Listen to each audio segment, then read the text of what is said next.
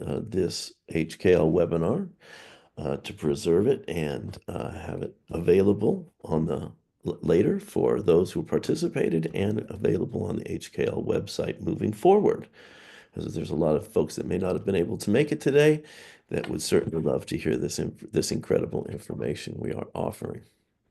Again, I'm Bill Fennessy. I'm your host for this innovative older youth workforce strategies and programs, hosted by How Kids Learn and the Temescal and Associates in partnership with the California After School Network, Calexico Unified School District, and Bay Area Community Resources.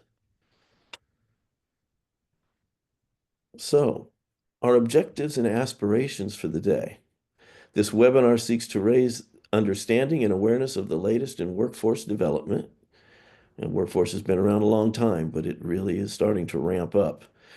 Examine how important this is for healthy youth development, and it will offer recommendations from field experts and practitioners on program strategies. I think one important thing when you go to these kinds of webinars, or we get to hear folks give examples of program that they're actually doing, which gives it great value because it's not just theoretical, it's really happening. So they tend to sound very prescriptive instead of descriptive. But this is what people are actually doing. So they have it set a certain way. I think it's always great in these webinars or when presented with other models that people are successfully doing is to view them as more descriptive and how can you apply some of those things, some of those strategies, and some of those programming efforts custom made for what would work for your area. So please keep an open mind there. I think you will find that there's a lot here for you today. And in today's journey, we started at a little after 10 a.m. with welcome and overview. We're going to move into a 10:15 presentations from our guest speakers. We have 4 speakers, but 3 presentations, some really powerful stuff I think you're going to all really be excited about.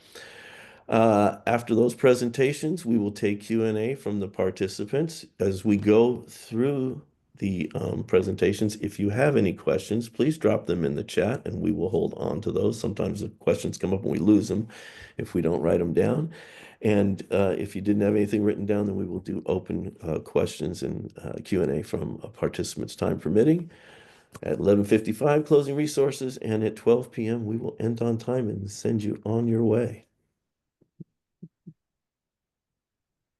We consider these shared learning spaces, and we hold our workshops as shared and collective spaces and often update materials with content and resources lifted throughout the presentation. We will share a bit.ly link in the chat to this slide deck. So the slide deck will be available to you and the resources and bookmarks attached to it. And presentation materials, including the recording, will be available shortly after the workshop. So if you missed it, something, you will be able to get it. All right. Here's the cast of characters we have for today. Some really wonderful people with really great talents. And I'm going to use this moment to get us started with 2 of them. We're going to first hear a presentation from a BACR, it's Bay Area Community Resources.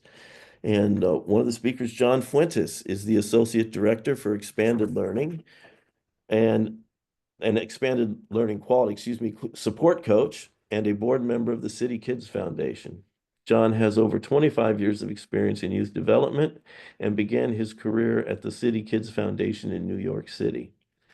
Drawing on his background in music and theater, he transitioned to school-based expanded learning programs upon moving from Brooklyn, New York to Oakland, California in 2005.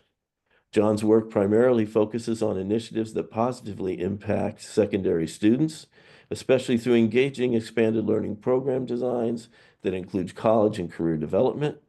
He is a 2-time recipient of the Alameda Unified School District Salute to Education Award and an honoree of Alameda County's Region 4 Spotlight on Quality Award. Presenting with John will be Ruth Barajas. She is the director of BACR's Workforce and Education Programs. And as a former participant in BACR's youth programs, she's deeply committed to promoting youth leadership and passionate about helping young people avoid violence, gain new skills, build confidence, and reach economic self-sufficiency. As someone personally impacted by poverty, gangs, and substance abuse while growing up, Ruth has firsthand understanding of the educational employment needs of at-risk youth. She has received awards from the San Francisco Unified School District in 2008 and 11, and Mayors Gavin Newsom and Willie Brown. Ruth graduated from Mills College with a BA in sociology and urban education. So obviously two very talented and experienced folks. John and Ruth, I turn it over to you. Thank you. Thank you, Bill, and welcome everyone. I see some familiar faces and definitely some familiar names here. So it's good to share space with you this morning. Very much appreciated, and to present with Ruth. So Bay Area Community Resources. Next slide, please. We partner with 10 high schools. We have over 100 schools throughout the Bay Area. And we have 10 high schools. We have 3 in West Contra Costa, we have 1 in Antioch, and we have 6 in Oakland, California. And it's interesting because I remember meeting Bill many years ago when I was a program coordinator at Encinal High School. We were thinking about how to engage high school students, and there was a visit, and we talked about the idea of aligning some of our programs. So what does it mean in real life? And I'm so happy to see, I mean, this was 2007, right? 2008 or something like that, of how much it's evolved to think about engaging high school students specifically in out of school time spaces, and thinking about what it looks like. And I think about then of students coming because it was a safe space, students entering the spaces because they were caring adults, which is always important, thinking about various enrichment activities, academic support, which some high school students were a little resistant to, but still participated, and partnering with athletic departments, etc. And as things evolve, what we began to notice, as most of you I'm sure have noticed in doing this work, is that it's been a little bit more challenging engaging older youth in some traditional out of school time programs and some traditional models. And what we hear from some of our students is, well, how is coming to after school or space is going to support me? How is it going to help me make money? That's what we're hearing, right? How is this art class or this mural class or culinary arts class, how is it going to support? Why should I stay? And that begins the process for us to think more innovatively, creatively, of how do we tie this in and align it. Next slide, please. So as we know, most of our high schools have pathways. And what we notice is that a lot of our pathway programs, students sometimes go to the high school because it's geographically where they're located and live, and sometimes because there's a pathway that students are interested in. And as we think about the spaces that we have for our students, oftentimes students say, I'm not interested in that anymore. I thought I was. I came to this particular high school because I was interested, but I'm no longer interested in that. Well, that's when we continuously conduct inquiry. Well, what are you interested in? And how then can we use the funding and the resources that we have from that 3 p.m. to 6 p.m. model to be able to provide those areas of support and interest. So there are various ways we can either complement the pathway that exists. So when students are part of a pathway in day school, how do we complement that? How do we align ourselves and our site plans with school day and say, well, if you have a hospitality pathway, a health pathway, a technology pathway, how can students then work on their projects and continue that learning and expand and learning? So that's one of the practices, emerging practices that we're now implementing across all of our high schools. And the other side of that is, I'm no longer interested in that pathway. I'm still doing it, but I'm now interested in something totally different. Well, then how do we use our resources and our funding and bring on team members and providers to support those other areas of interest? Next slide, please. And here are a few examples. We're going to go through a few slides and a few examples of the different high schools and what we are offering at those high schools based on the interest of the students and what they expressed interest in. So here's an example of Richmond High School, a youth public safety academy that happens throughout the school year as well as the summer. Students have expressed interest, so they get the fundamental practices and trainings in police, fire, paramedics, dispatch, security, and much more. Next slide. Same thing, Richmond High School, dental assistant. We have folks coming out to the school, and then once students complete some of their learning, they have an opportunity to go and visit a dental office, get a tour, speak to some of the technicians and the dentists, and have an opportunity to ask questions. Next. Barber Academy, very popular with a lot of our students. And I know, we oftentimes partner with local barbershops, right? Have folks vetted and coming in, and then think about how to use the basics and 101 on how to cut hair. One of the cool things about some of our barbershop academy or some of the programs we have at the high schools is that when students learn how to cut hair, very different than cosmetology, where you can use a mannequin, you actually need real life folks, right? So students will learn, and once they learn the basics, the safety, right, they have an opportunity then to partner with one of our elementary schools, and around the holiday season, give students free haircuts as part of their giving back to the community. And that really goes a long way. So not only are they learning the skill, right, and they get to visit a barbershop, speak to what does it take to get a chair in a barbershop, how do you own your own barbershop, etc. But they also get the opportunity to experience what it's like to give back. Next slide, please. Some other programs. Civic engagement, we partner with one of our providers, Oakland Kids First, right? Because what we often talk about are the transferable skills and career readiness, right? So this is another program that is aligned to various transferable skills as it relates to workforce career readiness, right? Is civic engagement. Next. I'll tell a little story. Rosedale High School is what we would often consider a continuation high school, alternative high school. Actually, the first newcomer high school in all of the state of California. And this is where I want to talk a little bit about innovation. There was a storage closet. What you're seeing right there was a storage closet that was not being used. And the program coordinator said, this is a space that's not really being used. It's just storage. And met with the administration and asked, can we transform this into a workspace? So with the permission and going through all of the journey, we got the permission to transform it.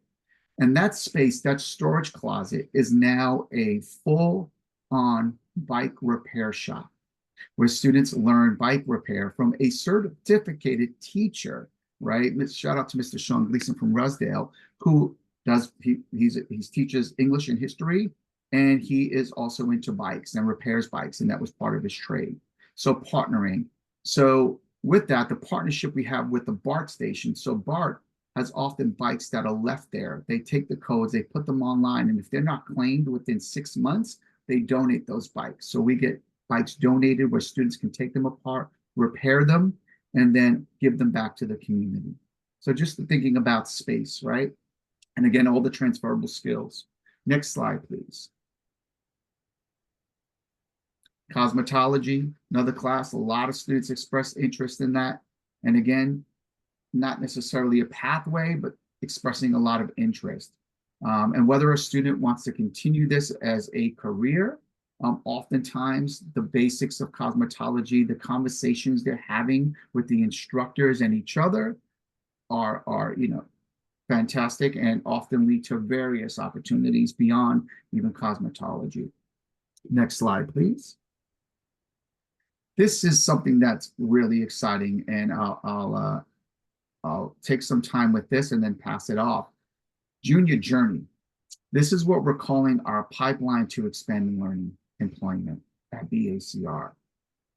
This is something we've done for a really, really long time, and we began to really formalize and systemize it in a way to support this growing need and growing desire for our high school students to want to enter the workforce. Next slide, please. Many, many years ago, we decided, we've had interns. I personally had interns from the high school come into our programs and then eventually go off to college or junior college and work in our programs. And we began really thinking about systemizing it. And I know you'll hear later on, too, in terms of some of our apprenticeship programs and where we're headed. So it's going to lift this up even further. But I'll give an example. So what we do starting around 11th grade, 10th, 11th grade is we begin to look at students who are interested in the pathway of not only education, but service in general. And we begin to do on the ground, on site training. If students express an interest in wanting to be an educator or, after school coordinator, superintendent, even at that point, we begin to train them on the various programs that we have with our providers. So we begin to recruit students expressing, once they've expressed their interest, and we partner them at their high school site with a group leader or a service provider that's teaching a class they might be interested in. Oftentimes we hear from a lot of our subcontractors and teaching artists that they're struggling finding staff as well, or they may be at capacity. So if a student express interest in being a coach for a soccer program, or being, if they're into music and they want to help support teaching therapeutic beat making, we partner students up with the program provider to be a mentee, and they mentor our students on how to be, providers eventually, but first learning the skills. With this, we have, if you go to the next slide, we have a process. So these are some key components as we recruit students for our junior journey model. So again, the program focuses on guiding high school students into expanded learning and career exploration. It involves pairing students with mentors, instructors, and introducing them to various areas, as I discussed. So the key components to that is we ask what students are interested in. We hold spaces. We conduct surveys. We set them up with mentorship and training. A great example is last year, we partnered with Oakland Unified School District, and we had some ELOP funding that was left over that they allocated to some of our high schools, and we used those funding to support the training of our high school students. And what we did was we recruited high school students, and we began training them on SEL, restorative practices, classroom management, facilitation, leading icebreakers and community builders, building intentional communities, and so on, with the goal of having hosting sites for the summer. So those elementary schools that BACR partners with were able to then take on up to 5 to 6 high school students to partner with an instructor and a provider during the summer to continue their learning. So we wanted to make sure that the training they received was aligned and intentional and purposeful and meaningful. And I'll give you an example. So we partnered with Positive Coaching Alliance, where all of our high school students received training on equity and coaching for those students that wanted to be coaches, junior coaches. We partnered with Mentor California to be able to work with our adults and our students on what it means to mentor high school students, right, as a provider, and what it means for our high school students to work with and mentor younger students, right? We partnered with CalSAP, where they came in and did training on facilitation. So teaching our students the skills of facilitation. Although they'll never be left in ratio until they graduate, that training was essential for how they showed up in our high school summer programs. From there, the following year, once they're back in school, if their schedule allows and they keep their grades up, then we can hire them to then work after school in some of our local programs. And we always look at students, transportation, where are they located geographically, if they're in West Oakland, East Oakland, North Oakland, and so on. And we continuously train them and support them in this process. Once a high school student graduates, if they're choosing to stay local for college, or if they're choosing to take a year off, we support them then with getting their instructional aid exam, going through the live scan, and we have jobs for them right out that they're already vetted and trained, which is always really, really great. And again, we really focus on all of the transferable skills. And today, I don't have the exact number, and I should have, but we have many high school students that have graduated and are now working on our expanded learning programs. And we really hope to develop that. The goal for this coming year is we'll have at least 50 high school students trained, right, recruited and trained before May to be able to enter our programs, and even sharing our high school students with other community-based organizations that may be in need as well, including our providers that our high school students were interested in, like Street Soccer USA, Soccer Without Borders, and Therapeutic Beat Making, Today's Future Sound, a number of other programs that often take high school internships. high school interns for internships and opportunities. And again, the great thing about this, and you'll hear this more later, is we're going to lift this and evolve this even further as we're looking at the apprenticeship programs. Next slide, please. I know I have about 2 more minutes. And we make sure that all of our high school coordinators are, and this is evolving as well. You know, we look at having high school students apply on Workable. That's a platform we use for recruiting staff members, right? Students request that workers permit, so they learn that process from the on-site high school coordinator. We also partner with sometimes our work-based learning coordinators from the district, collecting documents, making sure we have 2 letters of recommendation. So this whole journey and path really aligns with that professional development of what they'll need in quote unquote real life, right? But this is real life, and we emphasize that. Making sure that they continuously have that caring adult and that partner that can help them guide through this whole and mentor to partner through this whole situation that they're going to go through in terms of the journey. Culture and climate, which is our people and culture department, and introduction to the school site. So we make sure that students have an introduction to the summer site that they're going to possibly be working at. And there'll be a question in there. Yes, absolutely. We always have, sorry, I saw the question come through. Well, the authorization in terms of immunization, if you're referring to that, often comes in if they're enrolled in school, they have that already. So we just need that they are officially enrolled in school and we get that information. Next slide, please. Sorry, I'm running out of time. So I'm like, oh, I want to work through this. Exactly. And then we have the documents that we collect, again, which is our, youth workers attain letters from friends, family, teachers, receive resources, and proof of completion of their shots and TB tests. So with that being said, again, our goal is to help support students gain their interest and gain their experiences and training and development as far as this junior journey, not only to support their development, but also the expanded learning workforce if they're interested in that. So I'm going to pause right there, and I want to hand it over and pass it over to my colleague, Ruth Baraha, to talk about the human-centered approach that BACR has when it comes to working with young people. Thank you for the time.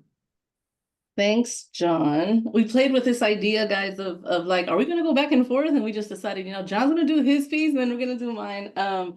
And I'll tell you why in a second. But first, I just want to appreciate having John and I and the rest of the panel here to share all the work that we're doing around workforce development. I'm really happy to be here. Just a little bit of background too, as the bio said, I'm very proud to share that I'm a previous participant. I always say that workforce services like this saved my life. At 16 years old, I knew this is what I wanted to do. So I've been happy to do this since I'm age myself, but it's been over 25 years now. But they asked us to fit a lot of information in like 15 minutes each. So we're going to do the best that we can, right? And get straight to it. When John was talking, he was talking a lot about workforce services or workforce development from it being kind of place-based within schools. I want to take you through kind of transitioning from what I would call place-based or school-based into a community-based approach. Next slide, please. A lot of times when we think about school-based programming, you have to be at school to attend, right? And so you might be considered a young person who is connected. When I think about programming in community, meaning at an organization, in neighborhoods, just really anchored in a neighborhood or a community, I think that a lot of times these young people are actually disconnected from services. They may not be going to school. They may not be connected to positive youth development programming and that kind of thing. And so where a school might have culture, kind of a cultural environment, right? They have their own identity and culture. A lot of times programs and community need to create that for themselves. And so many years ago, when we first launched Workforce Services out of BACR, which is a 50-year-old organization, we really understood that we needed to have a strong sense of self and identity, what I would call our approach to serving young people. And so I want to start, and I try to start our presentations with kind of the grounding of our core values and our philosophy.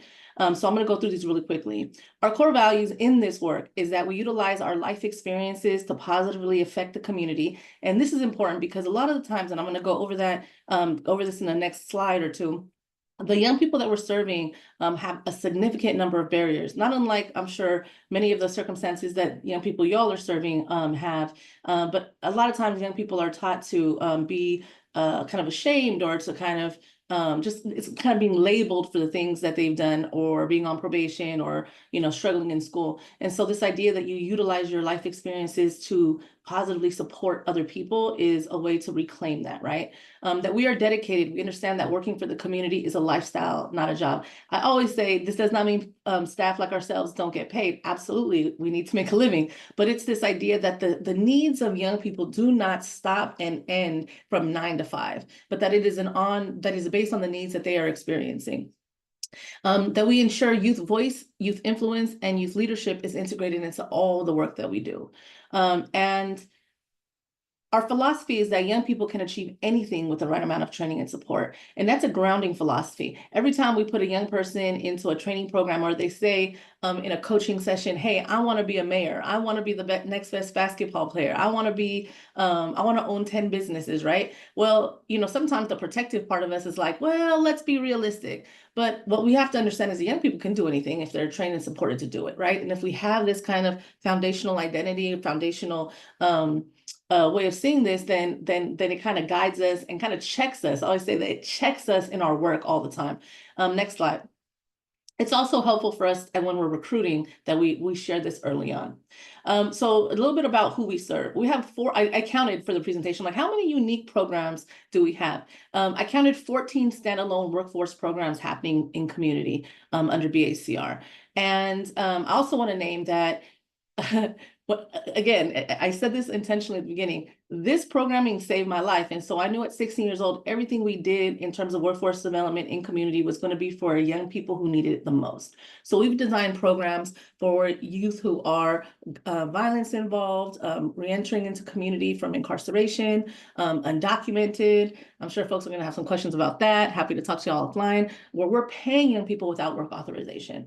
And in terms of who we're serving, 100% are low income, 40%, like I said, are formerly violence involved, and some currently, I have to admit, 50% formerly incarcerated, including immigration detention, 50% are housing insecure or homeless, and 70% are, a whopping 70% are undocumented.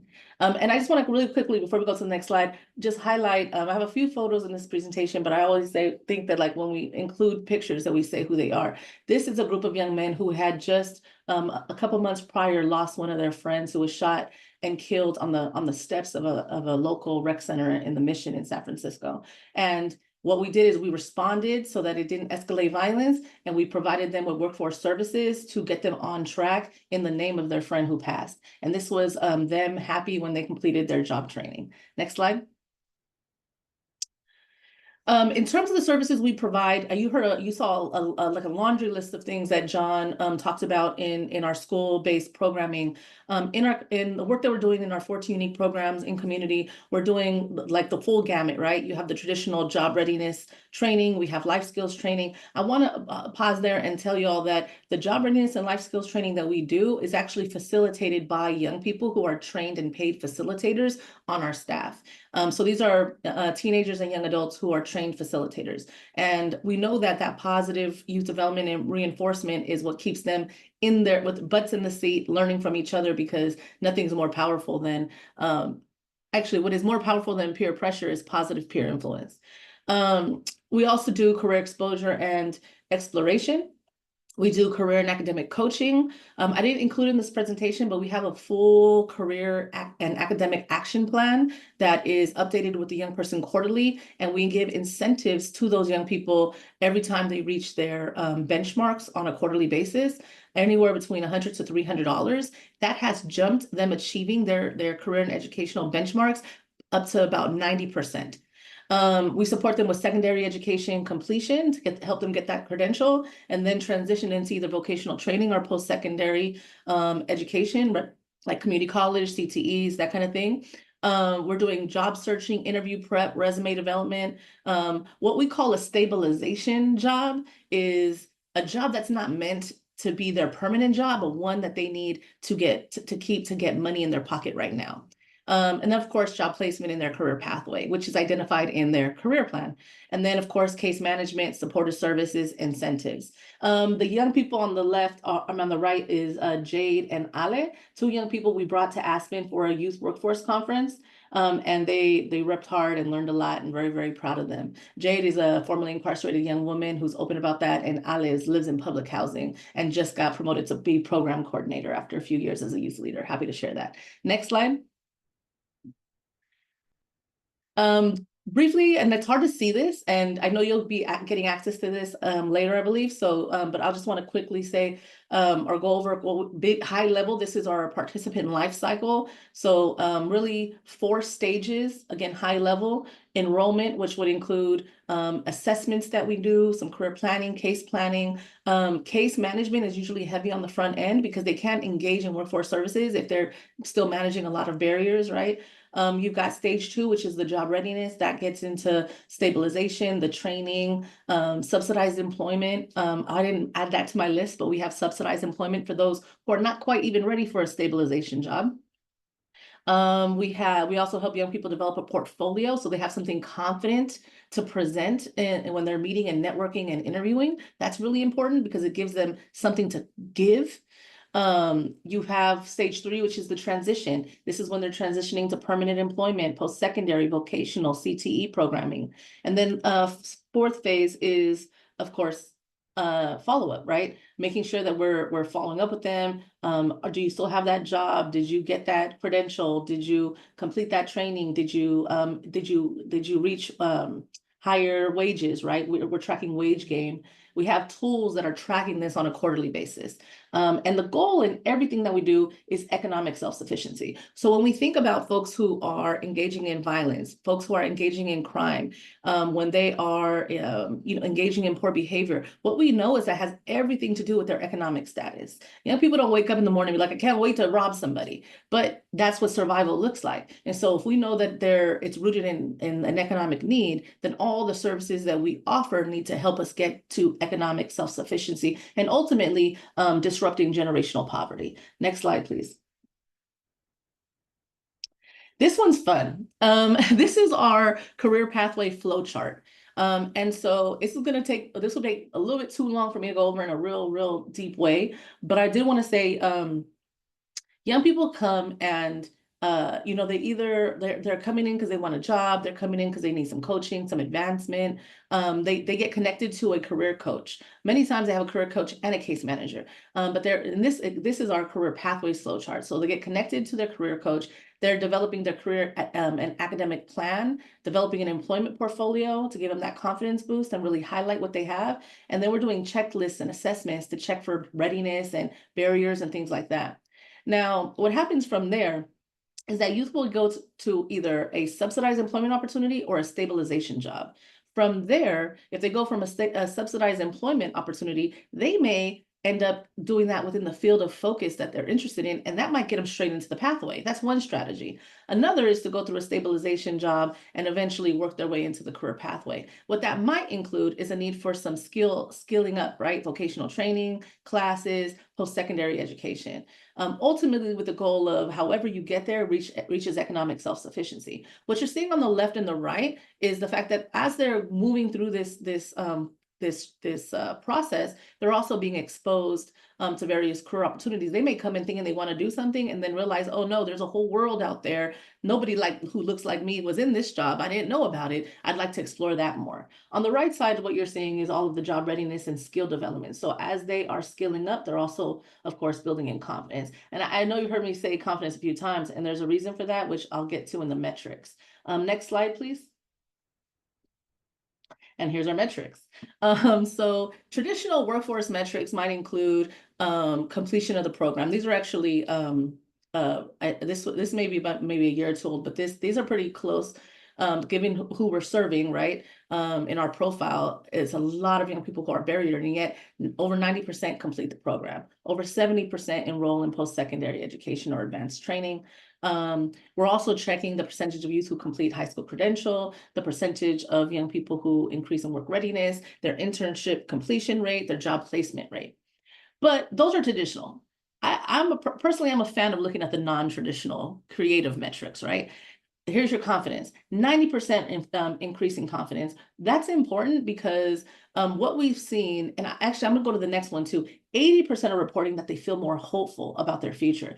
This idea of confidence and hopefulness, right? Like the confidence and hopefulness are so incredibly important.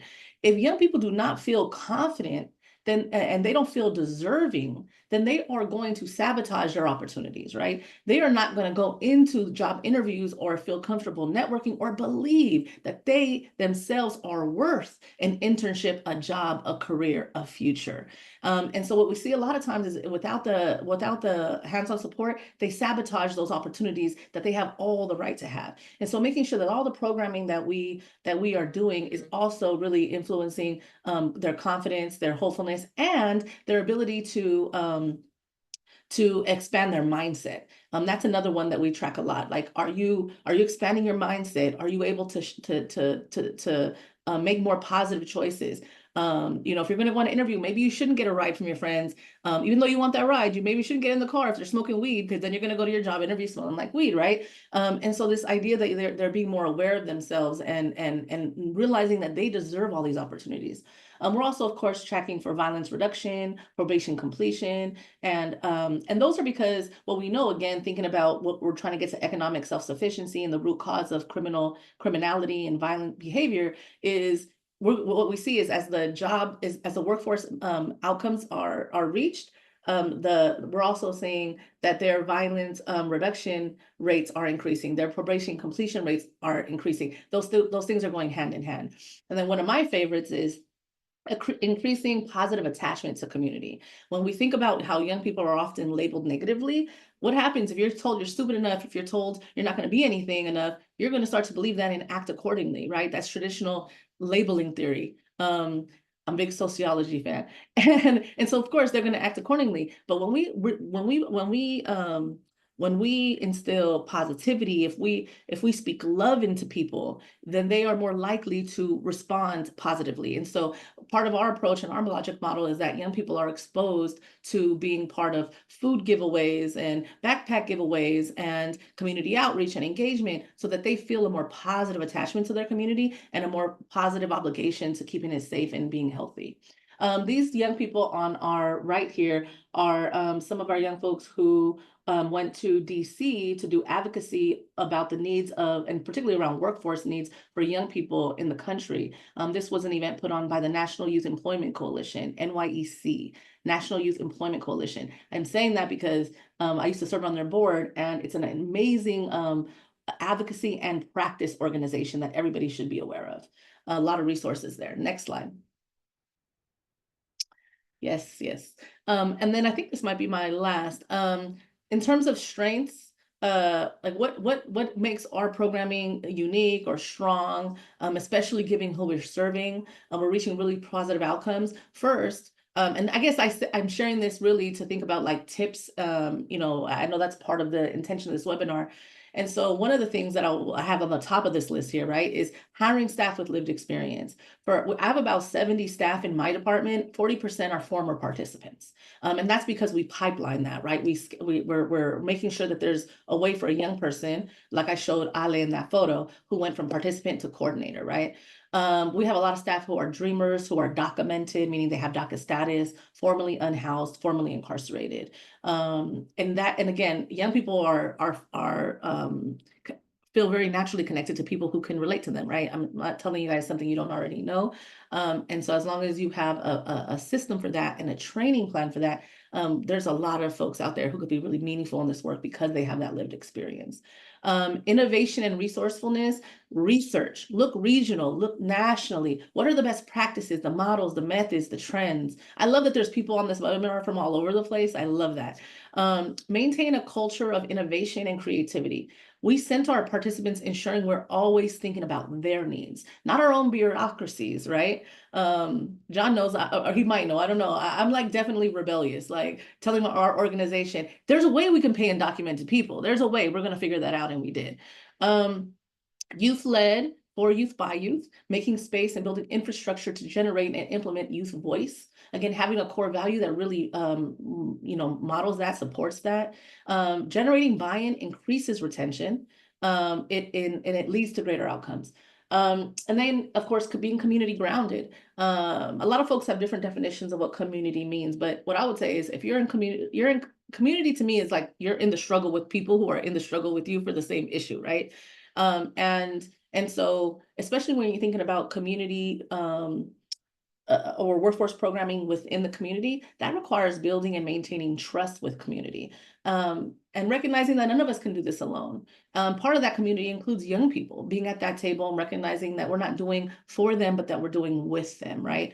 And we think about all the people that we're serving, it requires a lot of trust and safety. And so really want to put that out there, the importance of being community grounded. And I think that is my last slide. Is that? I think there's one more. Yep, perfect. And I will stop there. Well, I'm disappointed. You and John are both stopping. That was one fantastic presentation. The work you guys described is so intentional, so strategic, and great depth and feeling for your community. Thank you so much. So moving to our next presenter, Esmeralda Garcia. Esmeralda is the Director of Expanded Learning for Calexico Unified School District. She joined Calexico Unified initially in 2014 as a school counselor. Shortly after joining CUSD, she began working in the after-school program at her school site as a site coordinator. During her tenure with CUSD and working after school, she began working on her administrator credential. Upon completing her administrative service credential, she became a vice principal with a neighboring district where she also served as a district coordinator for 5 after-school programs. She then returned to Calexico Unified as the migrant coordinator. Only 2 months after returning to Calexico, an opening became available in the expanding learning department, and she now currently serves as director of that expanded learning department. She is building a comprehensive Calexico USD program that serves TK through 12th grade students using multiple funding sources. She works with all levels of staffing, families, and administration to provide programming that meets the needs and wants of the family in her community. And I tell you, folks, this is going to be an extremely inspiring story for you as well. So welcome, Esmeralda. Thank you. And thank you for having me. That previous presentation, it really motivates me to hear others around expanded learning and around California just doing great work for the youth in our communities. Just a little bit about Calexico before I get started to give some perspective. Calexico is a border town with Mexico.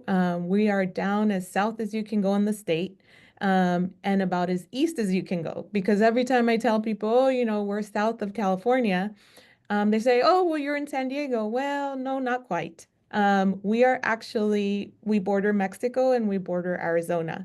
We're only about 40 minutes away from Arizona. Our unduplicated rate here in Calexico is in the 90%. And so we have a very needy community, but that hasn't stopped us. As Bill mentioned, I've been with Calexico starting in 2014. 2015 was when I got involved in the after-school programs here. And I can say that, 10 years later, we're really in a great position, and we've done a lot with just all the opportunities that are presented to us in the expanded learning field. So I'll go ahead and get started. Next slide. So our program is comprehensive. We do offer both programs targeting our ELOP funding and all of the other fundings that we receive. We offer after-school programs from dismissal to 6 p.m. every day at every single school site across the district. I have 12 sites. Our comprehensive high school is divided into 2 school sites, so therefore we do have a program running at each of the school sites. And then we also have a continuation high school that also has a program, and I'll talk a little bit more about them in just a little bit.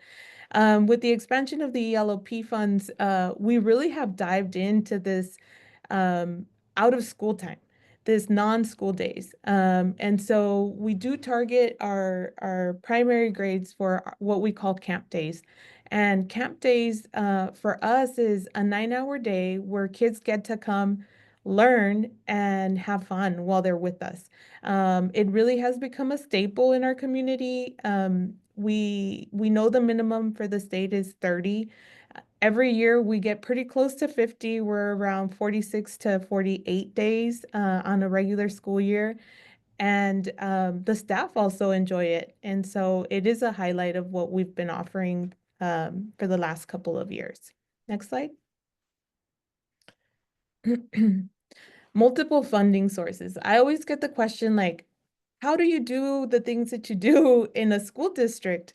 Um, because of funding. And I always tell people, I'm always looking for additional funding. ELOP has been a great addition to our funding sources. And we rebranded many years ago. Our programs are called Sparks, and in our general area, all of the programs call themselves ACEs. And I tell people it's because allows us to think outside the box and push the envelope sometimes when it comes to offering programming. And it's only about knowing how these funding sources can be braided to complement your programs and what you want to offer. And then, asking those tough questions to state leaders, like, is this allowed? What are the parameters? What's like the red line? How close can I get to the red line when offering programming? And so this is really something that we're very proud of continuing to offer programming that targets all of the students in our community using multiple sources. Next slide.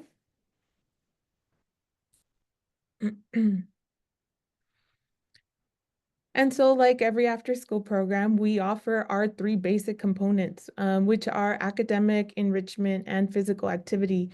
But we do it all in-house. We spend a great deal of time and effort in professional development. We not only train our staff members, but we train our students as well. And so this allows us really to expand into areas and improve the craft of delivering after-school programs. We often get the question, you don't have certificated teachers. Well, we do partner with certificated teachers, but we also train our staff members to deliver curriculum that supplements the learning that's happening in the classrooms. We look for curriculums that are easy to deliver, but are also standards-based and target the initiatives of the district. Right now, our initiative is getting every student to read before 3rd grade. And so we have partnered with different curriculums to offer literacy-based programs in the classrooms after school. This also helps us because as our students get older and into the junior high and high school years, if we get them proficiently reading by 3rd grade, we know that they're going to perform better at the academic level rigor that is required for their junior high and high school years. And so we've seen a lot of growth in this area in the last couple of years. We've seen an impact in LPAC scores. We've seen an impact on SBAC scores, especially post-pandemic. And so we're very proud of this area of our programs. But it's also allowed us to venture into credit recovery, a student apprenticeship program, partnerships with our community-based organizations, offering professional development to young people, and summer programming. And so these are just some of the pictures from last school year. We had a few tournaments that we did during those summer camps, targeting anywhere from uh, soccer, basketball, flag football, and even esports, which has become a phenomenon in our little area. So we're super excited to continue these this school year. Next slide.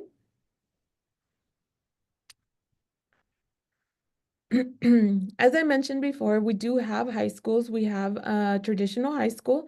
We also have a continuation high school. We have been offering programs at these sites for many years, but we're constantly looking at how do we improve our craft at the high school level? How do we engage the students at the high school level? Because by the time they get to high school, it's I feel like it's more difficult. They have their own friends. They, are easily influenced by friends. They don't need a parent to sign them out. We offer a drop-in center, and so it has to be engaging to them. So we've found several programs that are very popular among our high school students. Credit recovery.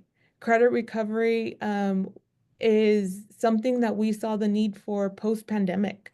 And I'll go into that more specifically in just a bit. The enrichments that we offer um, are enrichments that they are requesting. We have had art shows because we offer art classes. The other one that is very popular is driver's ed. So we offer the classroom-based, free of charge to all students that would like to sign up. And then parents are only responsible for the behind the wheel. And this has been popular not only with the students, but the parents as well. We often get phone calls from parents, I want to register my child. And so we're very excited about that. The Student Wellness Program is our student apprenticeship program and internship. And so I'll speak on that in a little bit. And then check second chance graduation, which goes hand in hand with our credit recovery and school club collaboration. One of the things that we were finding is we were losing kids to more exciting opportunities on campus. So we found a way to partner with these clubs and bring in that sense of community. And so we've developed events where it brings all of the clubs together. And we really work together to make sure that students are served for whatever, need they have after school. Next slide. Credit recovery. When we talk about young workforce development, we talk a lot about at our district about graduating kids. Having a student at 18 years old enter the workforce, not having graduated high school, really sets them behind. A couple of years ago, we started looking at our data and we were noticing just a stagnant graduation rate. And we were trying everything we could to really target that graduation rate and really just target the kids that we felt were falling through the cracks. And a conversation started about, well, what about summer programming and what can you do to support summer programming for these high school students, because our traditional summer program is 4 to 5 weeks. And if the students don't get through their course, then they don't recover the credits that they needed to recover. So we started piloting a program 2 years ago, a very small population of students, but we really saw success in case management. We started small, and then last year we noticed that we were only offering credit recovery for juniors and seniors. And we had freshmen that were failing classes in the first semester. So then the target became, let's target freshmen, because in 4 years' time, we won't have the declining, graduation rate. So we started in the spring with freshmen that had failed a course in the fall. We were very successful. We had 155 courses recovered by those freshmen and other students that came into the program at that time. But the big success was summer. Um, as we started to near the end of the school year, we sat with the high school and we said, hey, we're here to help. We just want to support the school's graduation and the kids that really we don't want them to leave high school without a high school diploma. So we targeted all of our non-grads. So before even graduation went on, that we had a list going of the at-risk students for failing to meet graduation requirements, and we started targeting them the last week of May. Well, we had 39 additional students after that graduation date complete their graduation requirements before the end of summer. So we held a second chance graduation. Why? Because it was still an accomplishment. Those students were still going to be able to enter the workforce or go on to a junior college or a university or trade school with a high school diploma. And they didn't get to celebrate that with their parents. And so we held a small ceremony with our district administrators. Parents were invited, and students got the red carpet treatment. And that's the picture that you see on the screen. It wasn't about just who made this happen. That's something that we stress here in the district. We always say this wasn't an expanded learning win, this was a district win. Why? Because I can tell you that looking at our graduation rates, specifically for our continuation high school, which I feel are one of our neediest populations here in the district, we were looking at 44% graduation rate pre-pandemic, 2019. 2022, we were looking at 66% graduation rate, which was better, but it wasn't great. Last school year, with our support, we really truly believe that we were pivotal for their growth. They have achieved 89% graduation rate. And it's about these students entering the workforce with a high school diploma or entering the armed forces with a high school diploma. So we're very proud of this part of our program. We have started already. First week of school, we started credit recovery in the after school program alongside with teachers and tutors. And I know this is an old number because I believe we pulled this number at the end of October, but by the end of October, 191 courses had been recovered thus far. We're currently targeting juniors and seniors because we want to make sure that they get to that finish line. But we're, constantly reaching out to fresh or sophomores right now, and then we'll pivot to freshmen in the spring. Next slide. Now, one of the projects that is very dear to my heart, the Student Wellness Project. Student Wellness Project started 8 years ago. 8 years ago, we started with a handful of students, and we decided to offer them the opportunity to come to some professional development that our staff, usually receive upon onboarding.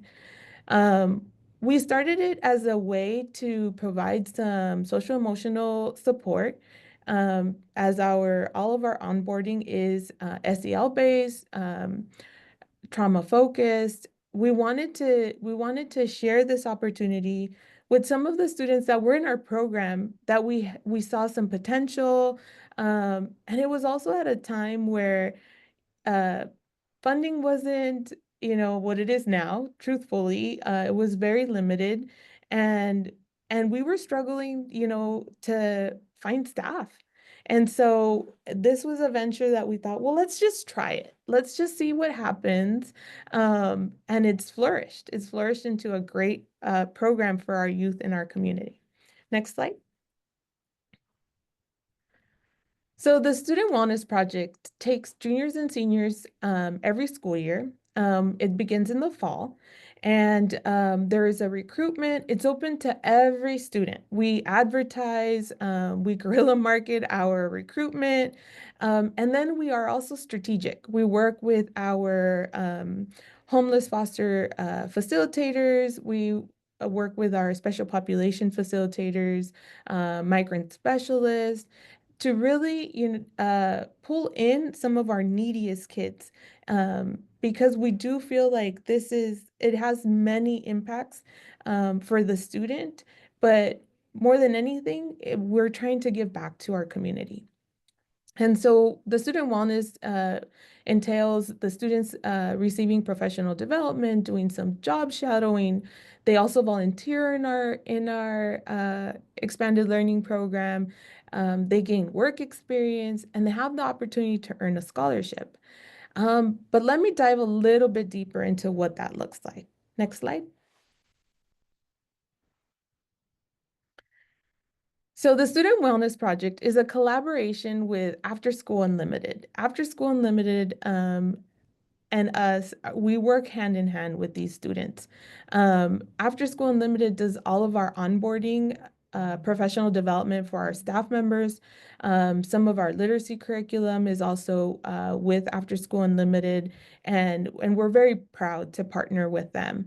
The students receive the same training that the permanent staff receive. The difference is how we chunk it for them. And so we are very intentional about chunking the professional development at the level that the students need it. Why? Because we want to make sure that we're providing them the support that they need at all levels. We want them to know that they're learning the stuff that they're going to be expected to implement eventually. All of our practices are trauma informed.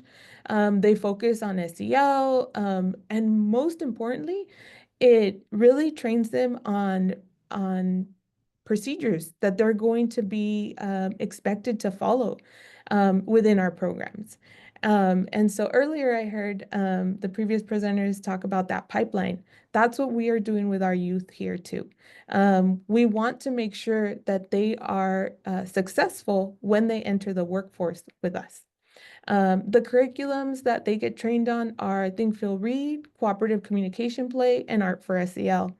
I'm very proud to say that my teens sometimes outperform my permanent staff members, and that's okay. Why? Because they can relate to the curriculum. As I mentioned before, we're very intentional with the curriculum that we select because we know we're a supplemental service. We know credentialed teachers are doing an amazing job in the classroom, and all we want to do is support what they're already doing in the classroom and give those students the opportunity to continue their learning after school with us. They also learn overall professional presence, boundaries, real world expectations in the workplace. This is super important. A lot of my colleagues here in our area in Imperial County often tell me like, aren't youth like more difficult? And in fact, if we teach them, they're actually a lot easier to work with. They're eager to learn and they're new, so they need to know what the expectation is.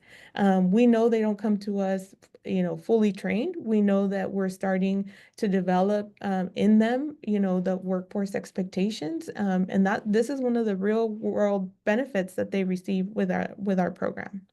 Next slide. There's also the job shadowing and volunteering. Our students are placed in elementary programs. We don't place them in junior high or high school just because of the proximity and age of the students that they would be working with. We also are very intentional to place them with elite staff members that will model for them appropriate behavior in the workplace, that are modeling those established policies and procedures that we have in our programs. They also spend time observing staff and the implementation of ASSET, which is our onboarding professional development. And then we finally give students the opportunity to step in and teach. Upon completion of their program, while they're doing their volunteer hours, we do give them the opportunity to teach a lesson with the students. It can be a lesson in cooperative communication play, it could be a lesson in Art for SEL, or even Think, Feel, Read, which is our literacy program. This gives them the opportunity to really own what they have learned and also put into practice what the expectation would be as they become staff members. And And students have the opportunity to earn a year-long internship with our partners at After School Unlimited. In the last few years, we've actually had 4 interns that have gone on to provide professional development alongside our After School Unlimited partner to our incoming staff members. And so it's been really neat to see that evolution, and just to see their skills develop over 2 or 3 years. Next slide. Work experience. So once they complete the classroom-based part of the program and they get through all of their volunteer hours, they do get to complete their resume. They have a mock interview. They learn job skills. They have an application, and then they become a part of our Sparks staff. We have a position called student aid within the expanded learning program, and the only requirement is that they complete the student wellness program. They become staff members. Now they don't go into the ratio, so we don't leave them alone with kids. But if you've seen elementary school programs, sometimes, most of the time, it's helpful to have 2 adults in the room with even 10 kindergartners. And so this is the reason that we have them start in our programs. We do allow them to stay on as interns for 2 years, allowing them to finish off their college credit requirement in order for them to become full permanent staff members within the program. The students that return, because we do have students that leave out of town experiences after high school, but the students that stay on routinely stay on for the 2 years before they become the full permanent staff members. Next slide.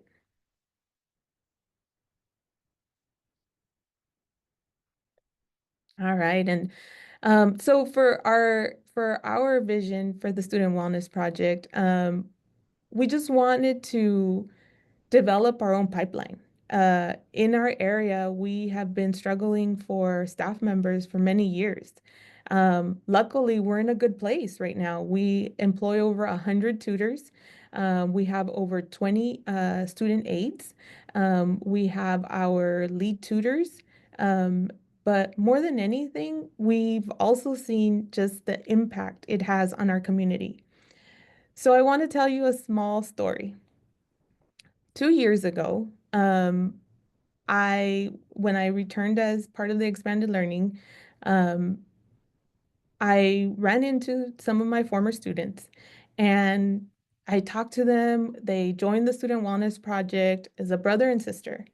And they came in and, they started the program. They both completed the program. They both became paid interns.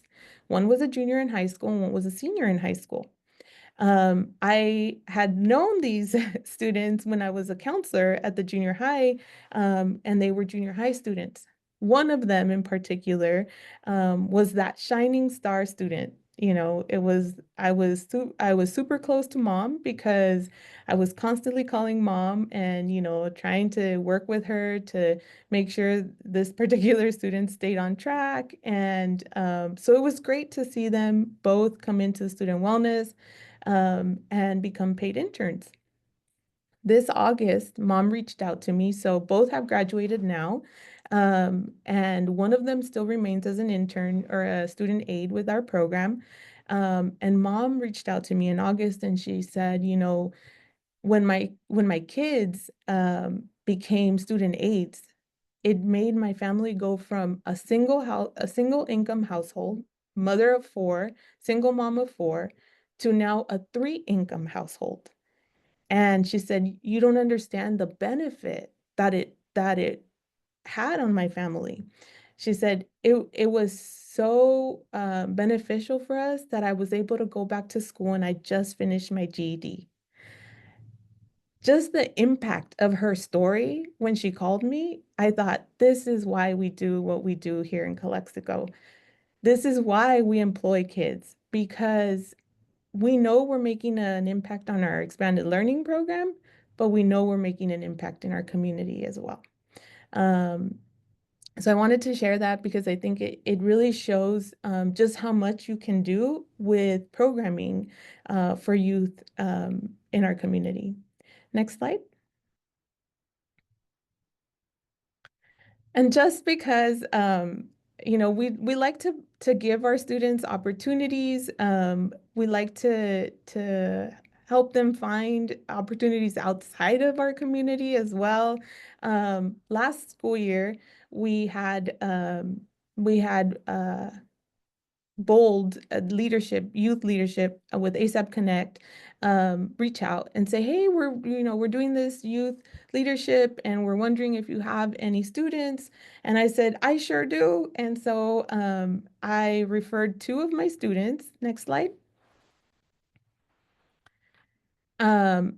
Arisbeth and Germán, they both applied and both were accepted. And so this is them last school year. And we didn't realize what an opportunity this was. I've done work with ASAP Connect and CAN for many years, but you know, just wanted to put them out there, like show them the world, basically. And so they got to travel to Sacramento and they brought, I think both brought their moms. And they had a wonderful experience. They had a wonderful experience throughout the year. And then, next slide. Then they also got to come to Boost. So they were invited by Michael Funk to present at Boost, and they got to sit on the panel with Michael and share their experience and share what was so important to them. And again, it was just me trying to show them what else was out there. So I wanted to show them that there was a life outside of our valley and outside of the opportunities that we've already presented them. And so this is them and some of our other team members at Boost. So I'm very proud of them. Next slide. And next steps for us. Next steps for us is our youth program is not registered at this time. We are working on registering, becoming a registered apprenticeship program, and also developing that pathway to be able to make them permanent staff members a lot quicker than those 2 years that we're working with at this time. So we are working with the California After School Network on a COIA grant. And so we're very hopeful and we're very excited because we've been doing this work just on a whim, just on us wanting to provide opportunities for young students in our community. And so, you know, we look forward to the future and we look forward to more opportunities. We hope that more expanded learning programs and more LEAs and more community-based organizations will jump on these opportunities because it is really a great opportunity for kids. Thank you. Oh, right. Super inspiring, Esmeralda. I don't know that anybody didn't have a tear in their eye hearing the stories and the outcomes of what's happening, especially with that one particular family. Just an outstanding story, and the way you address the challenges that you have and come out on the other side is phenomenal. So thank you. Next up is Tiffany Gibson, and Tiffany is the director of the Equity and Quality team for the California After School Network that holds the workforce initiatives for the organization. She started with CAN as a member of the leadership team and quickly transitioned to a staff position in August of 2017. Before becoming a part of the CAN team, Tiffany was the technical assistance director for Higher Ground NDC, a social justice and educational nonprofit that focused on sharing high quality after school and support services to schools and communities of color throughout Northern California. Tiffany? Thank you, Bill. I was like, I know he's not going to read my stuff. Like, that feels so unnecessary. Well, there, Oh, you all are right, who you folks. are, my dear. You go. Right. So you all were supposed to have a really amazing talent from our team, Lupita Perez. but she allowed me to kind of step in. Um, I have a few slides. I'm going to go through some things, but I think what's most important about kind of all of this dialogue is you saw the difference in the types of programming and opportunities that are offered to young people. And that's because our state is so diverse, right? And it's so interesting when CAN is allowed to work with some of our partnering networks in other states, some of them are here, right? That we are able to kind of have such rich dialogue because of the diversity of the state, right? You heard Esmeralda talking about exactly where her community is, and not only the beauty and benefit of that, but also some of the challenges and limitations that come with it. The same thing goes for a program like BACR that's in a hyper urban space like the Bay Area. So I think that what I want us to hold from my perspective in this dialogue is the intent of the work is to meet our young people where they are. And only you can do that for your communities. So when Can really started to kind of think about how we wanted to hold this conversation about workforce, and I want to be clear, our workforce has always been a pretty transient group of employees, right? We have a lot of turnover. And a lot of that's because we have a lot of young people. We have a lot of young people that actually live in the communities where they are working. And so that means that they live in communities that are under-resourced. They have been undervalued. They have not been supported as much as we would like. So holding all of that, when Can made the decision to, number one, look at how we wanted to actually hold our work. And so we had a conversation. We brought in a couple of hundred people a few years ago, and we explored what was the stance that Can wanted to take as an organization. And yes, we are clear. After school, expanded learning, out of school time is our place. But what was holding us in that place? And it was this kind of concept of whole child health and wellness. And one of our pillars in that work is explicitly this language that you see on the slide about how we hold our workforce. And what we wanted to be clear about is it wasn't just about pay. It's important and that's critical, but it's also about how are we investing in creating pathways intentionally for staff, if they love this work, to not only get into it, but be able to stay in it and have a living wage. It was about how do we ensure that staff feel that their work is meaningful, that they create spaces of belonging for young people, right? And that we also are clear that, and if you come into this field understanding that you have and you are gaining a set of transferable skills that will allow you to go and easily work in any other field.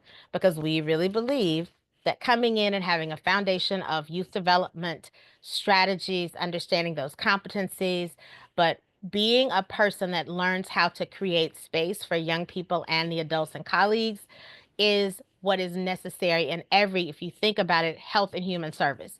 If we had more police officers that worked in youth development, that would feel different. If we had more people that worked in the healthcare system, that would feel different, right? So just holding that, that's kind of how we think about the work. Next slide, Melissa. So, but if we're talking about, for the sake of this conversation, and it's how do we really look at workforce in terms of young people? And how do we hold that as like a consistent kind of conversation?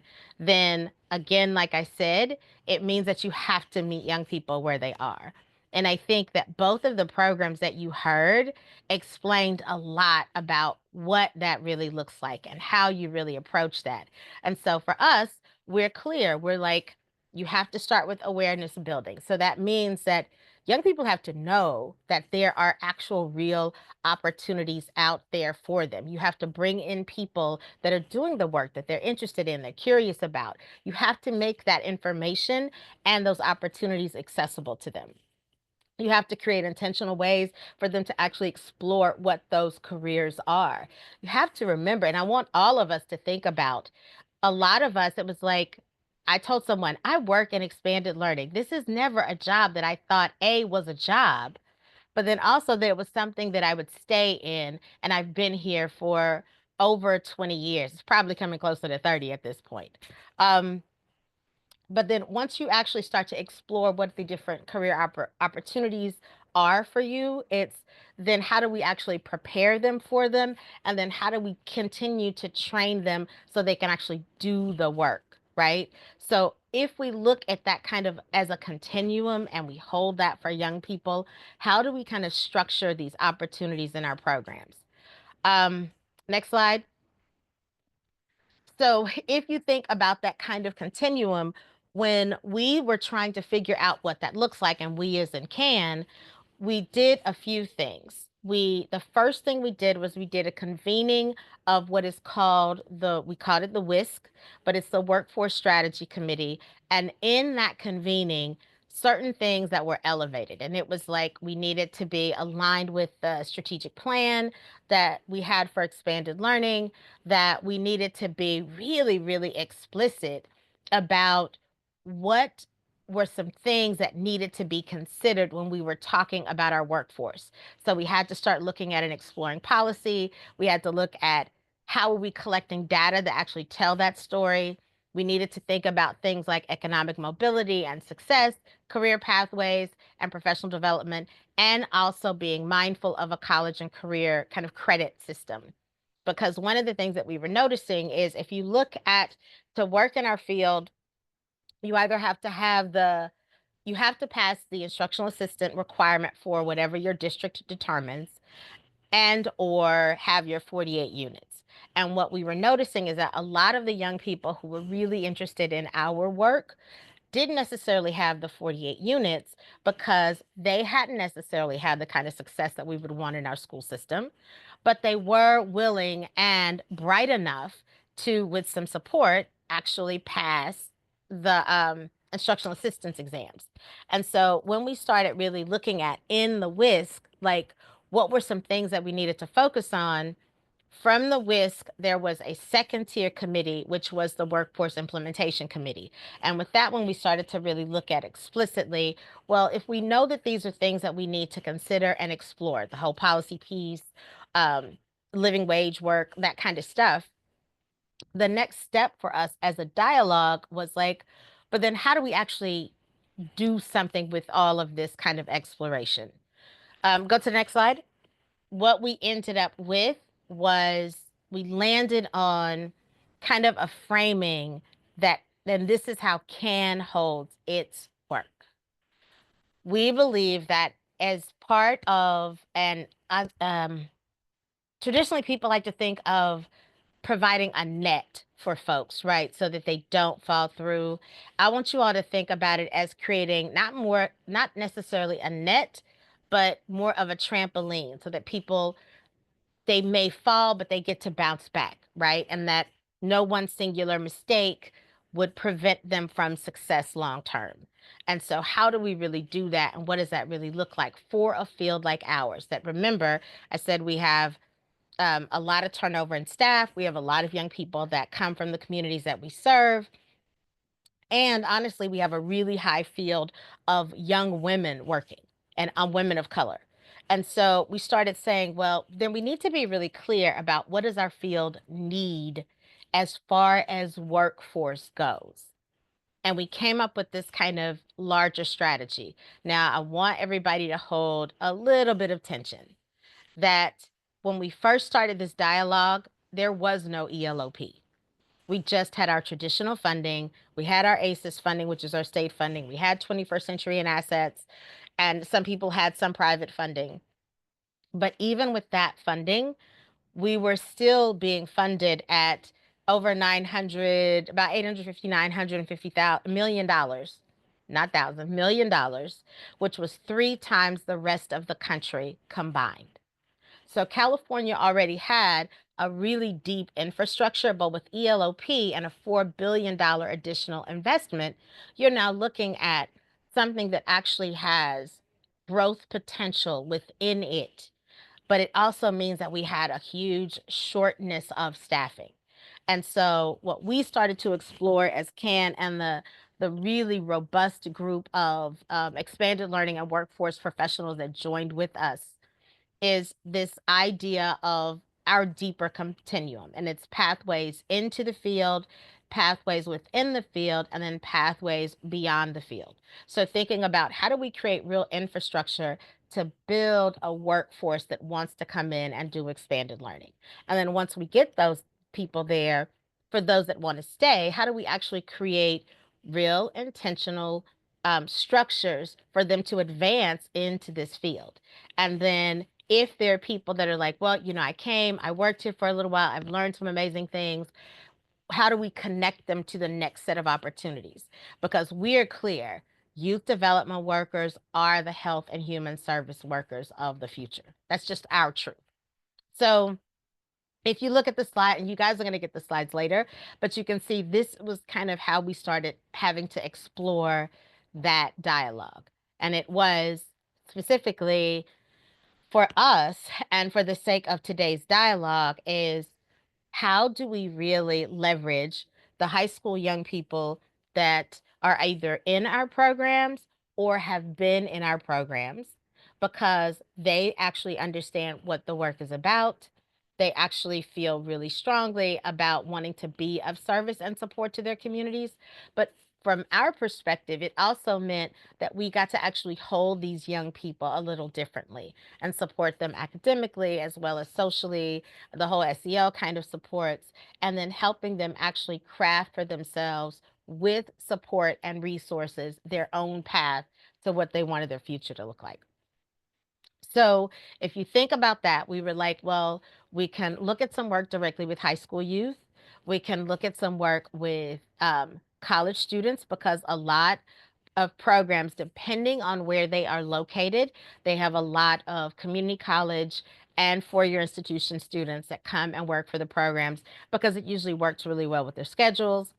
But then we also noticed that a lot of our staffing population are young adults, so they may not be attached to a high school or a community college or university. And so we were like, so then how do we actually like support those people to come into our work and then create the structure for them to advance within it? So a lot that I think you heard some of the other folks talk about is what was important with that. So even if you're thinking about, and I think this is where CAN has a unique role as one of the intermediaries in the state, is because we are one of the 50 state national network partners, we don't get to just look at school based. We have to look at community based. And we have to be able to do that with some level of intentionality, because our schools have not always been safe places for our young people. And we can't act as if that isn't part of our truth. And part of CAN's kind of exploration of this is that we made a vow to do no harm in this exploration of, well, what does workforce look like? What can some of those partnerships look like? How do we bring these new and different strategies? And also acknowledging that older youth have not been funded as well as we would like, right? And it's funny when you say some of these things, people feel like that comes with judgment, but it really is just the facts of that we just haven't had enough funding. And in a state like ours, with the level of diversity that we have, we can't afford to not support our young people um, and their transition into adulthood. And so, with I think how we started thinking about this work and really looking at it, it was like, well, who's doing work well? Where is really interesting work happening? And how do we also look at different non-traditional funding to support our older youth in our systems?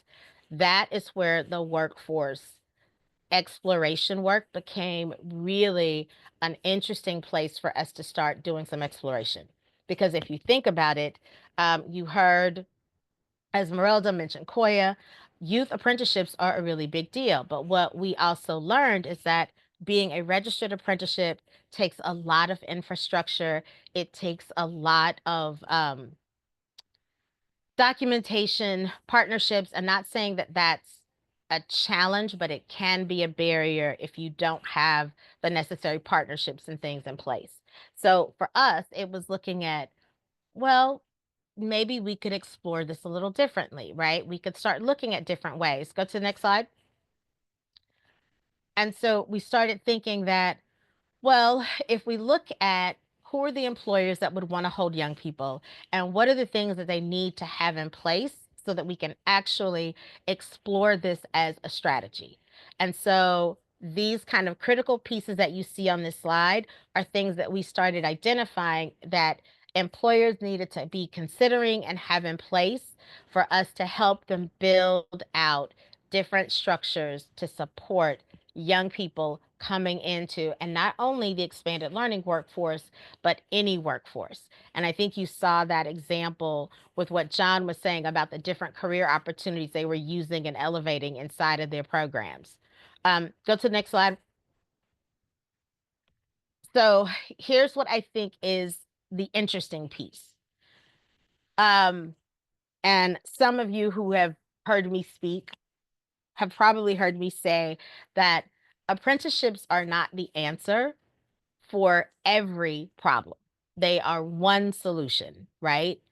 And one of the reasons why is that apprenticeships, like I said, take a lot of infrastructure and it can limit some of the levels of participation. So thinking about some of the questions that were in the chat about when you have undocumented students, if you are doing a federal apprenticeship model, can you always have space for that? In some cases, you can't, if that's the only way that you are using to fund that strategy.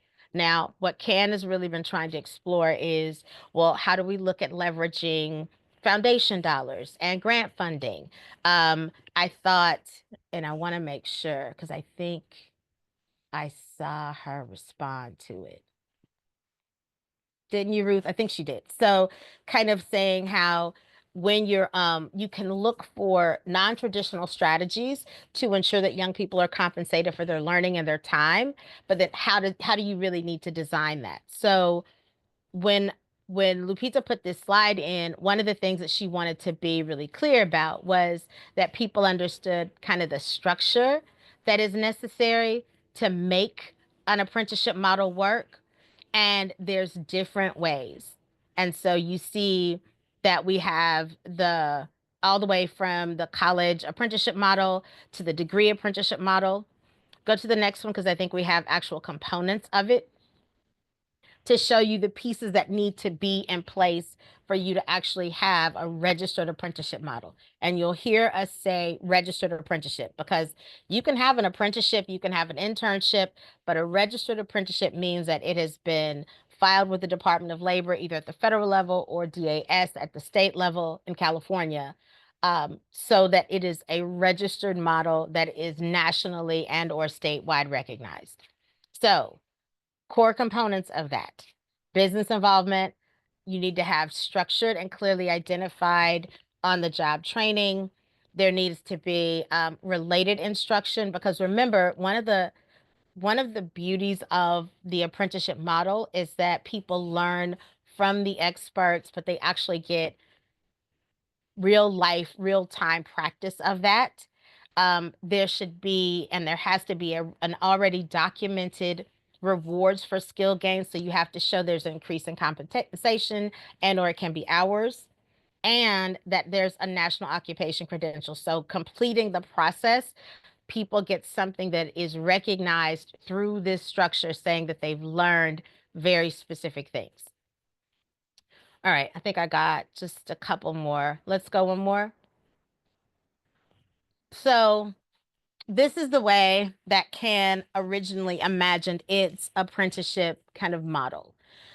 You heard me say when we got the $4 billion investment into expanded learning through the Expanded Learning Opportunities Program, that funding, what that means is we had 4,500 distinct programs that were funded beforehand. Now we have about 6,000 districts. So there's more than 6,000 individual programs, but there's at least that many. And that means that both organizations and school districts had to create stronger, deeper, better, more thoughtful, and intentional infrastructure to hold a workforce that just grew most likely exponentially by the time we keep having the numbers kind of roll out. And so if you look, the way that we designed our apprenticeship conversation is, how do we take a model that starts with an entry level base position? And one of the things that you're seeing our original design, but what we've now done is we've combined positions 1 and 2 to where we have a lead program kind of position that is going to be our entry level piece, which means anyone can come into it and they have 1 year to 2 years to kind of complete the process and become a fully fledged like expert leader in their program. The next position up is a site coordinator, followed by a supervisor or manager, which could be district level or community based organizations, and then trumped with having a district, county, or state level position. So we wanted to be explicit with this level of strategy because as our field has grown, we now need more leadership. We need more middle management. We need more management. We actually need more district staff. Esmeralda is such an amazing example because she's someone that actually ran programming, but also has her admin credential and was a counselor and has done all these other positions. So she not only understands the world of after school, but she understands how the school K-12 structure works. And she's able to bridge that kind of dialogue between them, and seeing expanded learning as an opportunity, which I think doesn't always happen when we have people that are leading the work, especially at the district level, that aren't familiar with what the work can do. So the program that she did with the credit recovery, we thought was an incredible opportunity to support so many young people not being held back and were able to literally start the fall if they wanted to in their new community college piece because they were actually able to graduate. So thinking about the structure, um, the last couple of things that I'm going to elevate are within this structure. Part of what CAN had to do when we submitted to the Department of Labor was explain how we were thinking about what the critical competencies and learnings are for young people that we want to do this work. Next slide, Melissa. And what that looks like and what we tried to do was not only talk about our competencies and through the lens of, oh, any entry level staff. What we were clear about is these are competencies that we feel need to grow based on your advancement in the work. And we wanted to anchor them in what we common kind of youth values across the work. So the fact that if you notice how our competencies are kind of overladen is that we have the kind of critical the values. So that's the actual 6 dark and bold that you see. So works with young people and others. They can facilitate trainings and development for folks, that they are actively demonstrating their commitment to inclusion and equity and young people's interests, that they plan and implement strategy and youth work activities, develop, lead, and manage, and as well as work within our communities, right? So if you have those 6 critical values, the way that we put our competencies was we wanted to make sure they fit in there. And so these are our kind of core competencies. And these competencies apply across all of the positions that you saw with the little runners handing off the baton. And we did this because what we wanted people to understand is the beauty of this work is that yes, your skill set has to deepen to do the work, but it still stays in the same level of framing. So the ability to develop across ages and stages. So if you are doing the work as a direct service staff. So if you're in ratio, you need to be able to understand the group and the population that you're working with and what should be expected of them from a developmental perspective, right? But the same thing goes if you're the director of a program and you are now charged with training and building the capacity of adults. You need to understand what that means, right? So we wanted people to understand there's always a correlation and a connection between how we thought about these competencies and what it means for creating not only the workforce to support our young people now, but how the world is changing around them and the skill sets that we think are necessary. So you see, there's things like visioning and strategic thinking because we are clear all of our young people and especially staff need to be thinking critically about not only what we're sharing with young people, but how is that impacting them? How is that making it possible for them to engage and work with their school day? And or if not in their school day, with the employer that they're trying to partner with, right? So being mindful that all of our competencies connect to a larger conversation about the work and how we think about youth work. And I think I've got a couple more slides. The last one is and these are our kind of core partners that agreed to go on this amazing journey with us to do this exploration into apprenticeship. So our apprenticeship partners are West Hills College Lemoore, Pro Youth, and a lot of the placement is happening at Visalia Unified. And we also have our multi-sector roundtable. So that's different partners that are not only working in expanded learning, but other K-12, community college, college systems, and other employers. And then we have our employer COP, and the amazing folks that you see on this webinar are parts of that, because the truth is the learning happens through the employer lens and the relationship with the employee and the actual apprentice.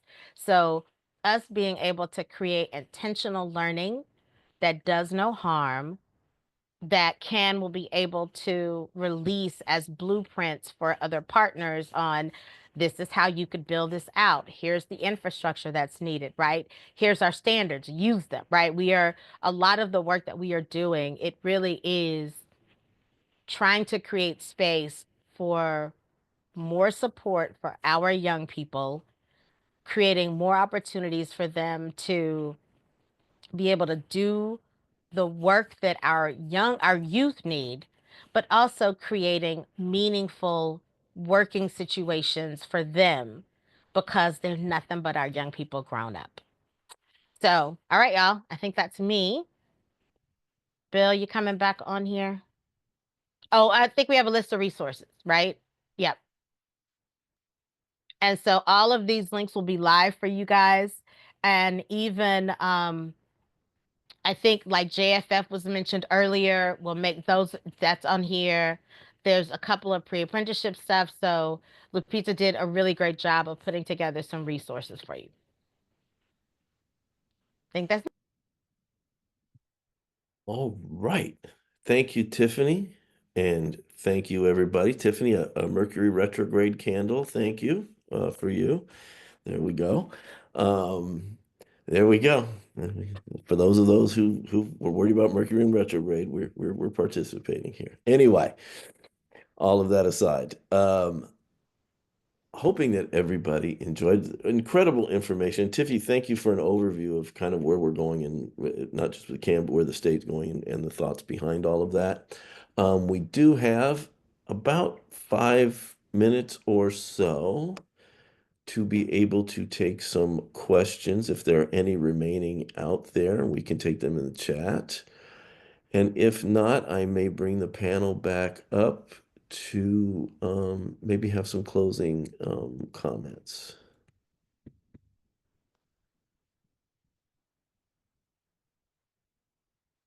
More webinars. Oh, yes. HKL has lots of webinars. If you enjoyed this one, I can tell you the other ones are really great as well. So you can find those webinars there.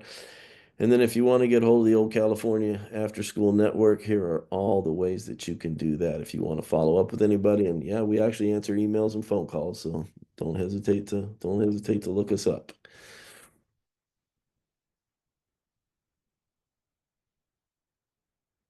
All right. think we're going to spotlight all the partners here. There's Tiffany. I have some more will get added, I think, here. There we go. All right. I don't see anything in the chat at the moment, but John, let me ask you a couple questions as a guy who's been doing this a long time and a fellow thought leader here in the state, because I know we have lots of great conversations.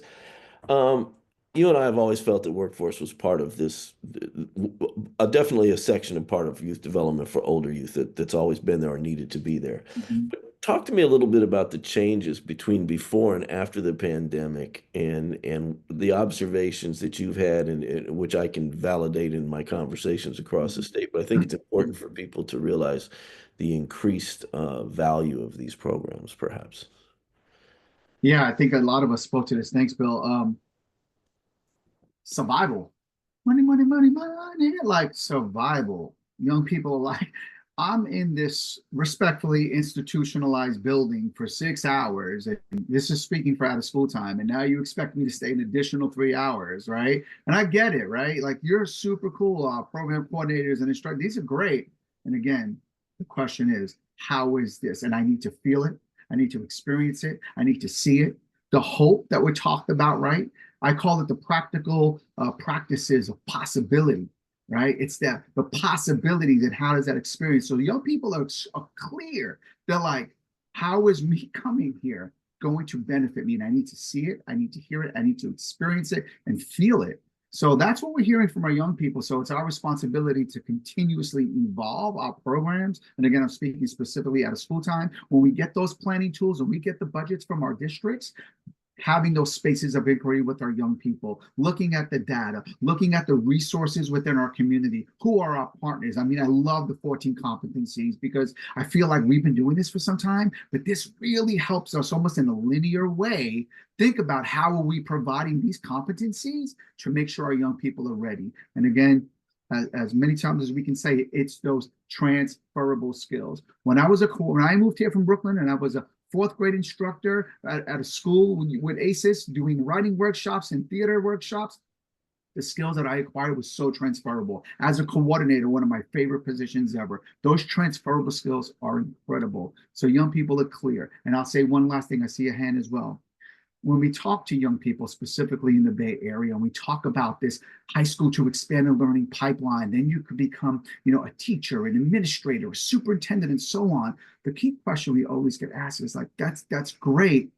And you expect me to be an expanded learning provider and maybe a teacher and live in the Bay Area? How is that possible for how much we're earning? Hey, so again, we explicitly talk about those transferable skills and the stepping stone and the other things that we gain as educators and passionate leaders. And, a perfect example, there's a team member, is a good friend of mine right now, started in expanded learning programs, went on, continued, and is now the chief of staff in one of the districts that we work with. So yeah, big shout out. I'll stop right there. Thank you, John. Always inspiring. Adriana, I see your hand up. We would love to hear from you. Thank you. Hi, everybody. My question is for John too, like in just considering some of these courses that are being offered, such as, you saw welding and ceramics and glass blowing and all these really great things. I'm from the generation where, we had part of our curriculum was like body shop and all these life skill courses that, I think helped me be a better person as I got older, right? And knew how to sweep. A lot of my kids don't even know how to use a broom, which is, crazy. But when you started all these collaboratives, are these like people that come in and do this type of work? Obviously they're professionals. And so how did you start, connecting, are these outside, other companies that you collaborated with that decided that they can come in and work with students? What was the starting point there? Because this is definitely something that I'm very interested in. I oversee right now currently 8 high schools in the LA Unified School District. And I'm really just trying to change the framework of how our high schools run, because again, it's great to have an after school art class and it's great to come and, play some soccer, but these transferable skills, I feel, are what's going to pave the way for these students to be successful later on in life. And so I am looking, you know, to do this, but I'm finding it, I think my roadblock is always, how do I connect with these professionals that want to help us, right? And want to help our students.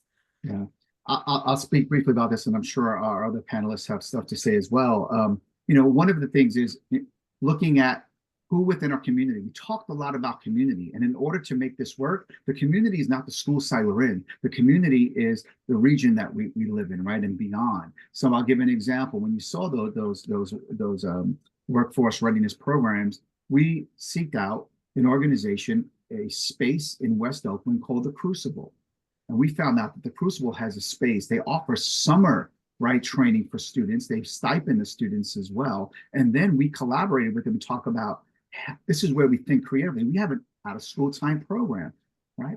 Can we get students, we call it Workforce Wednesdays, on Wednesdays, which is a minimum day for us. How do we get transportation for our students to get picked up at their site and transferred to West Oakland to the Crucible? So we worked out those details and we got that to happen. And students are learning anything from welding, machinery, wood shop. And then we thought about, well, what can we do at our sites? So fabrication labs became a big deal. So when we think about purchasing supplies, when we look at our budgets, what can we do to have a sort of a micro version of that at our school site? So if you come to some of the schools, you're going to see screen printing, laser printing, all these types of wonderful opportunities for our students. So it's everything from looking at the local barber who may want to come in. And of course, we have a vetting process and the infrastructure to support them being vetted to be able to work with students, including instructional aid if it's necessary, live scan, and larger. And then also the community colleges, which we're really excited about evolving as we look at this apprenticeship model as well. I'll stop there. Airtime.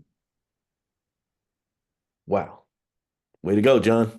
Thank you so much for the question, Adriana. And I'm going to try to hit my marks today and get everything done on time. If I don't talk too much, I'm going to make it. First and foremost, thank you all for attending. Those of you who came, we are very thrilled that you were able to come. Hopefully you left with lots of good things and lots of good thoughts and stuff for moving forward. I want to especially thank our wonderful presenters. If you didn't learn something, weren't inspired, or so on and so forth, I can't help you. They did a terrific job, and I'm so appreciative of that. I also want to thank Melissa Perez and Nat Rosales from the CAN team, who are pulling the ropes and levers and doing everything in the background to make the rest of us look good and for this all to flow really well. Great thanks to them. And with that, I want to thank you for your time and thank you for allowing me to be the host of this wonderful webinar. And I will send you out into the world on this Giving Tuesday. Have a wonderful rest of the day, everybody. Thank you. Ruth, John, Esmeralda, just as always, right? Like, I don't think we get enough opportunities. Like, we're always talking about what's needed, and we don't get to necessarily celebrate what is happening. Mm-hmm. And that good work is happening and saving kids' lives every day. So, seriously, y'all, thank you. Thank you. Incredible. Thank you, Tiffany.